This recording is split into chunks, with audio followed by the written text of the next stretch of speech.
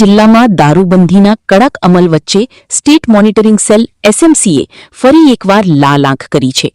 છેલ્લા 1 થી 2 મહિનાના ટૂંકા ગાળામાં જ એસએમસી દ્વારા જિલ્લામાં આ ત્રીજીથી ચોથી મોટી રેડ કરવામાં આવતા સ્થાનિક પોલીસની કામગીરી સામે સવાલો ઊભા થયા છે. આ વખતે જાફરાબાદ જીટી ખાતે ચાલતા મોટા પાયાના દારૂના કટિંગ પર એસએમસીના પીઆઈ આર.કે. કરમાટાની આગેવાની હેઠળ ત્રાટકીને લાખોનો મુદ્દામાલ જપ્ત કરવામાં આવ્યો છે. ચોક્કસ બાતમીના આધારે જાફરાબાદ તાલુકાના સમાકાંઠા વિસ્તારમાં આવેલી જીટી પર પ્રોહિબિશન રેડ કરવામાં આવી હતી. આ ઓપરેશન દરમિયાન વિદેશી દારૂની કુલ 6,885 બોટલ્સ મળી આવી હતી, જેની કિંમત આશરે 22.75 લાખ રૂપિયાથી વધુ આંકવામાં આવી છે. દારૂના જથ્થા ઉપરાંત પોલીસે ઘટના સ્થળેથી 6 વાહનો, 7 મોબાઈલ ફોન અને રોકડ રકમ સહિત કુલ 33,89,380 રૂપિયાનો મુદ્દામાલ કબજે કર્યો છે. આ મામલે પોલીસે 4 શખ્સોની ધરપકડ કરી છે, જેમાં દારૂનો જથ્થો સ્વીકારનાર, બોટ ડ્રાઈવર અને મજૂરોનો સમાવેશ થાય છે.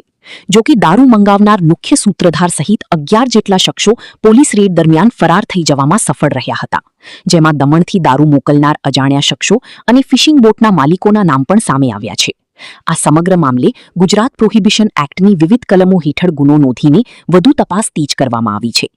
એક બાજુ સ્થાનિક પોલીસની નિષ્ક્રિયતા ચર્ચાનો વિષય બની છે, ત્યારે બીજી બાજુ આર.કે. કરમાટા અને તેમની ટીમ દ્વારા કરવામાં આવેલી આ સફળ કામગીરીથી બુટલેગરોમાં ફફડાટ વ્યાપી ગયો છે. રિપોર્ટર મૌલિક દોશી, અમરેલી.